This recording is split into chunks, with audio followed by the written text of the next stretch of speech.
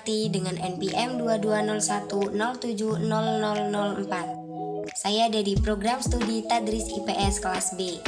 Di sini saya akan menyelesaikan tugas 6 TIK, yaitu menjelaskan materi mengenai software.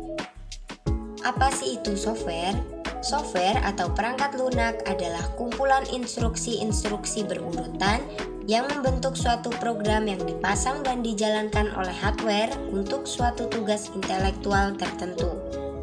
Sifat software dengan hardware ini berbeda. Jika perangkat keras atau hardware adalah komponen yang nyata, yang dapat dilihat dan disentuh oleh manusia, maka software atau perangkat lunak sifatnya tidak dapat disentuh dan dilihat secara fisik, dan tidak berwujud benda. Selanjutnya ada macam-macam software, terbagi menjadi 3 macam.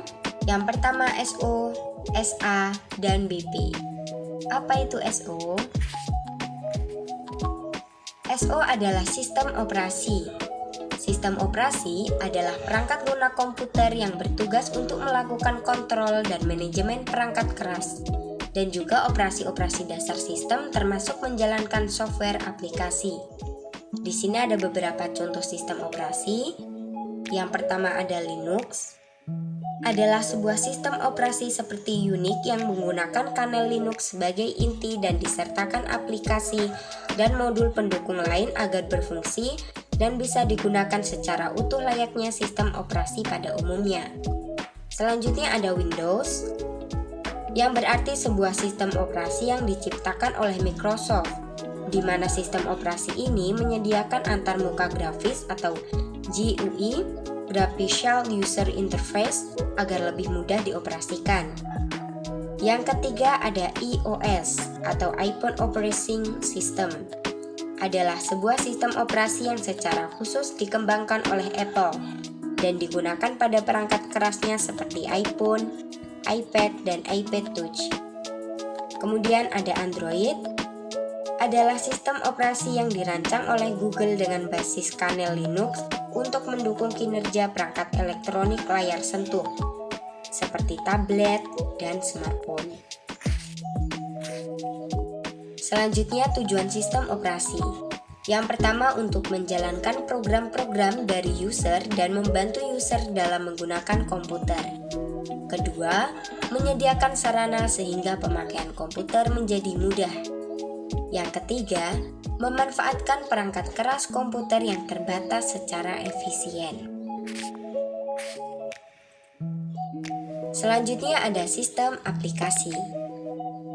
Sistem aplikasi adalah kumpulan perintah bahasa pemrograman yang berjalan di atas sistem operasi yang tujuannya untuk meringankan pekerjaan manusia. Di sini ada beberapa contoh sistem aplikasi. Yang pertama ada Microsoft Excel.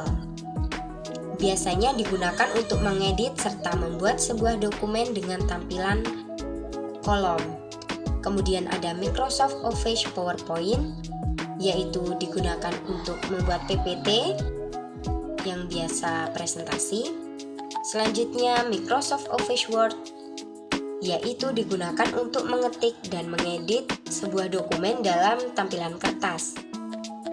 Kemudian ada Mozilla Firefox, yaitu merupakan sebuah software yang berguna sebagai peramban website lintas platform bebas dengan sumber terbuka. Selanjutnya ada jenis program aplikasi pada sistem komputer. Yang pertama aplikasi desktop. Selanjutnya aplikasi grafis, yaitu untuk mengolah data berformat gambar. Selanjutnya ada aplikasi web browser seperti Google Chrome, Firefox, dan sebagainya. Selanjutnya ada aplikasi multimedia. Biasanya di sini contohnya seperti Windows Media Player serta iTunes.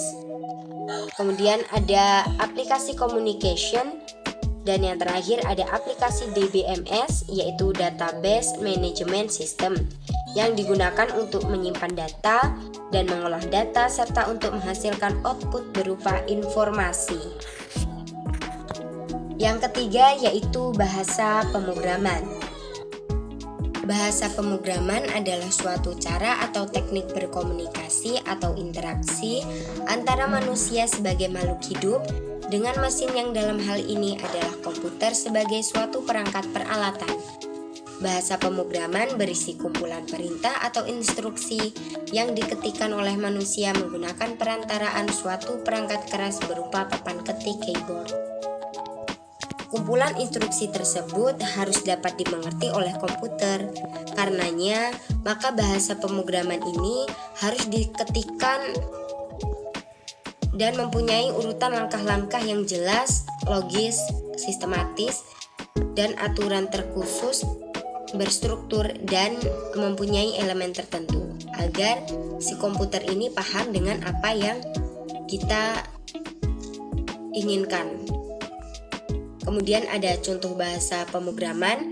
Yang pertama ada Java, yaitu biasanya dipakai untuk aplikasi smartphone, desktop, dan pengembangan situs.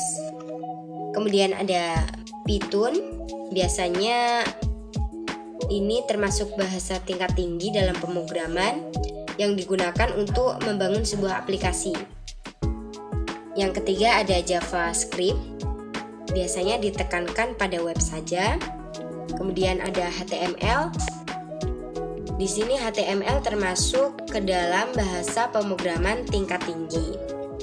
HTML itu sebuah bahasa pemrograman markup yang digunakan untuk membuat halaman web, sehingga dapat menampilkan berbagai informasi yang dibutuhkan di dalam sebuah browser internet.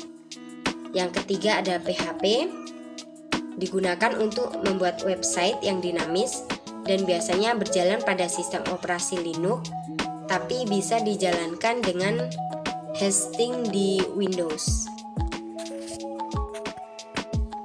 Baik, itu tadi sedikit penyampaian materi dari saya. Saya mohon maaf apabila salah dalam tutur kata ataupun penyampaian. Saya akhiri. Wassalamualaikum warahmatullahi wabarakatuh.